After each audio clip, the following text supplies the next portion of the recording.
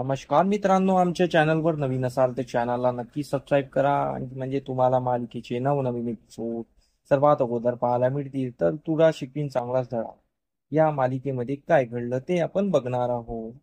इकडे शिवानीने अक्षराला फोन लावलेला असतो आणि शिवानी अक्षराला मोठे साहेबांनी काय सांगितलंय ते सांगत असते आणि बोलत असते की तुला म्हणजे वहिनी तुम्हाला तिथे मंदिरात त्यांनी बोलवलेलं आहे, त्यांना तुमच्यासोबत काहीतरी बोलायचं आहे.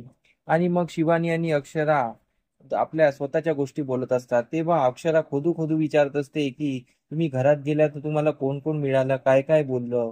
तर शिवानी अधिपतीचं नाव घेत नसते कारण की ती अक्षराची टिंगल कडक असते. तर अक्षरा वारंवार विचारते अजून कोण मिळालं, अजून कोण मिळालं. मग शिवानी बोलते अधिपती मिळाले होते, त्यांनी सांगितलं की मी अक्षराला खूप मिस करतो, अक्षराला मी खूप प्रेम करतो. तेव्हा अक्षराच्या तोंडावर हसू येतं आणि बोलते शिवानी वहिनी तुम्ही खूप हे आहात हा. माझी टिंगल करता आहात तुम्ही, असं अधिपती बोलू शकत नाही. तर शिवानी बोलते नाही नाही बोलले ते. तर मग परत अक्षराच्या तोंडावर हसू येते आणि अक्षरा बोलते तुम्ही मजाक नको करा. मग शिवानी बोलते तुम्हाला हेच ऐकायचं होतं ना.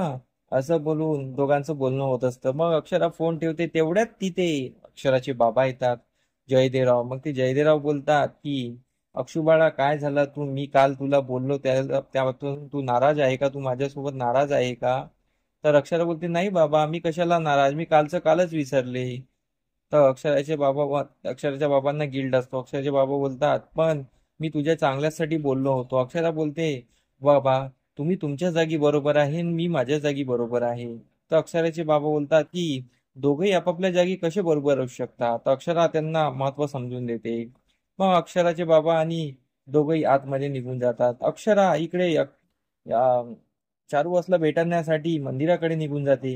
इकडे चारुवासच्या घरी सर्व जमलेले असतात. चारुवास भुवनेश्वरीला बोलतो की तू आजींच्या डोक्यावर हात ठेवून शपथ घे की बोल की मी अक्षराला आणल्यानंतर लग्नाला उभी राहील आणि तोपर्यंत मी लग्नाचा विषय काढणार नाही. तर इकडे भुवनेश्वरी शपथ घेत असते. तर भुवनेश्वरी अक्षराचं नाव बरोबर उच्चारत नाही. तर चारुवास बोलतात अक्षराचं नाव नीट उच्चार. तर मग इकडे भुवनेश्वरी अक्षराचं नाव नीट उच्चारते आणि बोलते की सौभाग्यवती अक्षरा सूर्यवंशी जोपर्यंत या घरात येणार नाही तोपर्यंत मी लग्नाचा विषय सुद्धा काढणार नाही. आणि जर त्या या घरात आल्या नाही तर तुम्ही या लग्नाला बांधील नसाल, असं ती बोलून शपथ करत असते. तर मग चारुवास बोलतो की ठीक आहे, आता मी 2 तासासाठी बाहेर जाऊन येतो, माझं काम आहे, त्यानंतर आपण बोलूया. तर त्यावर भुवनेश्वरी बोलते ठीक आहे. मग चारुवास तिथून निघून जातात आणि मग इकडे अक्षरा यांची वाट बघत असते चारुवासची. इकडे इरा अक्षराच्या मार्गावर असते आणि इरा लपून बघत असते. तर अक्षराचं लक्ष इरावर जाते. इराला अक्षरा पकडून घेते आणि अक्षरा इराला बोलते तू इथे माझ्या मार्गावर काय करते. तर मग इरा परत खोटं बोलते की मी बाबांनी सांगितलं म्हणून तुझ्या मार्गावर आलेली आहे, बाबांनी तुझ्यावर लक्ष ठेवायला सांगितलं. मग अक्षरा तेव्हाच तिच्या बाबांना फोन लावते आणि तिचे आई बाबा स्पीकर फोनवर बोलत असतात. तर इकडे अक्षराने स्पीकर फोन लावलेला असतो. अक्षरा विचारते बाबा तुम्ही इराला माझ्या मार्गावर पाठवलेलं आहे. तर अक्षराचे बाबा बोलतात नाही मी नाही पाठवलं. तर मग इरा काय बोलते बाबा खोटं बोलते आहेत हे तर हे सर्व जयदेवराव ऐकून घेतात. तर जयदेवराव बोलतात तू बाबाला खोटं बोलते अशी सांगते आहे. तर अक्षराची आई पण चिडते. तर इरा मान खाली घालते आणि मग नंतर अक्षरा फोन ठेवते. इकडे अक्षराच्या आई बाबांना पश्चाताप होतो की आपली मुलगी कशी निघाली, हे आपल्यालाच खोटं ठरवते आहे, आता काय होईल काय नाही.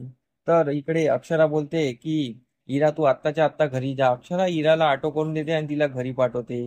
आणि इकडे अक्षराच्या माहीर सासरी म्हणजेच अधिपतीच्या घरी सर्व जमलेले असतात. चारुवास तिथे नसतात. मग दुर्गी मधामधात बोलत असते ताई तू हे काय करते आहे, हे तुझ्यासोबत डील करते आहे, तू अक्षराला घरी आण नाही तर तुझ्यासोबत लग्न नाही करणे, हे दुर्गा टाळण्याचा प्रयत्न करत असते. म्हणजे तिला हे लग्न नको होतं. पण इकडे भुवनेश्वरी बोलते डील असो या डील पण आमचं लग्न होते आहे ना. तर मग इकडे भुवनेश्वरीची आई बोलते की तिला सुवासिनी म्हणून जगायचं आहे आणि मराच्या अगोदर तिला सुवासिनी व्हायचं आहे, हे तिचं स्वप्न आहे.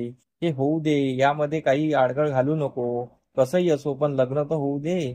तर इकडे दुर्गी काढण्याचा प्रयत्न करत असते. तर अधिपती बोलतो हो मावशी बरोबर बोलते आहे, हे डीलच आहे ना. आणि मास्तरीनबाई या घरात येणारच आहे नाही, आणि त्यांना स्वतःला यायची इच्छा नाही आहे, तर मग तू कशी आणशील? तर मग इकडे भुवनेश्वरी बोलते की तुम्ही टेन्शन घेऊ नका, आम्ही मास्तरीनबाईला घरला आणान म्हणजे आणान, आणि आमचं लग्न होणार, आमचा हे हेतू आहे. तर मग इकडे भुवनेश्वरी आणि दुर्गी प्लॅन करत असतात की मास्तरीनला कसं घरी आणायचं.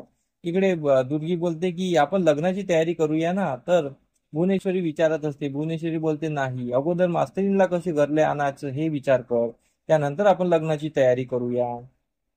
तर इकडे दुर्गेश्वरीला काय बरं वाटत नसतं. आणि इकडे चारुवास अक्षराला भेटायला मंदिरात पोहोचलेले असतात. मंदिरात पोहोचल्यानंतर चारुवास अक्षराची माफी मागतात आणि बोलतात की बाळा, मी एक चुकीचं पाऊल उचललेलं आहे, पण मला माफ कर, मी तुमच्यासाठी पाऊल उचललेलं आहे.